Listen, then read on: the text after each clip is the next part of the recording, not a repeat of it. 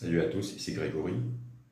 Alors, si vous possédez un savoir, un savoir-faire, c'est-à-dire des diplômes, des certifications, voire même complété par des expériences professionnelles, et aujourd'hui vous n'arrivez pas à créer des sources de revenus, croyez-moi, vous avez un gros et un sérieux problème. Vous pouvez être démotivé, désespéré, et voire même inquiet par rapport à l'avenir. Mais ne vous inquiétez pas, cette vidéo est faite pour vous. Vous voyez, grâce à l'émergence des réseaux sociaux, il est possible aujourd'hui, effectivement, à partir de toutes ces compétences, ces connaissances que vous avez, de créer des contenus et de vous faire un peu d'argent, voire beaucoup d'argent. Mais cela demandera effectivement de la motivation, de la discipline et beaucoup de courage.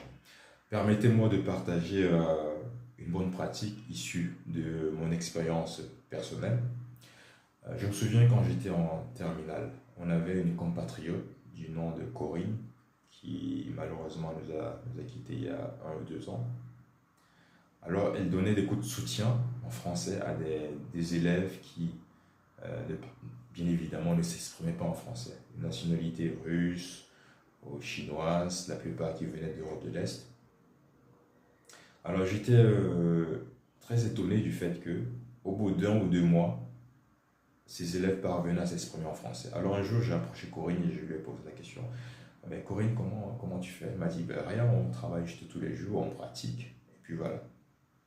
Alors de retour au Cameroun, j'ai travaillé comme commercial dans une structure et j'avais, par observation sur le marché camerounais, je m'étais rendu compte effectivement que bien qu'on soit dans un pays bilingue, nombreux étaient ces francophones-là et qui effectivement ne parlaient pas la langue anglaise. Alors je me suis dit, moi je peux effectivement former les gens en anglais et leur apprendre effectivement à parler anglais, comme Corinne au bout d'1 mois, voire au bout d'1 mois au départ.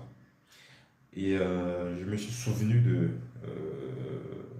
cette expérience que j'avais eue avec mon premier professeur d'anglais, mon premier professeur américain en anglais, professeur d'anglais autant pour moi, Ron Heben. Alors un jour, je suis passé lui dire bonjour et bien évidemment, je voulais lui emprunter son livre d'anglais pour en faire une copie. Alors il me présente à sa classe et il dit This is Gregory, one of my former students. He could have been a teacher by now. I don't know what he's doing with his life. Alors traduction, il me présente à ses nouveaux étudiants et il dit voilà, je vous présente Grégory. Il aurait pu être un professeur d'anglais aujourd'hui et je ne sais pas ce qu'il fait de sa vie.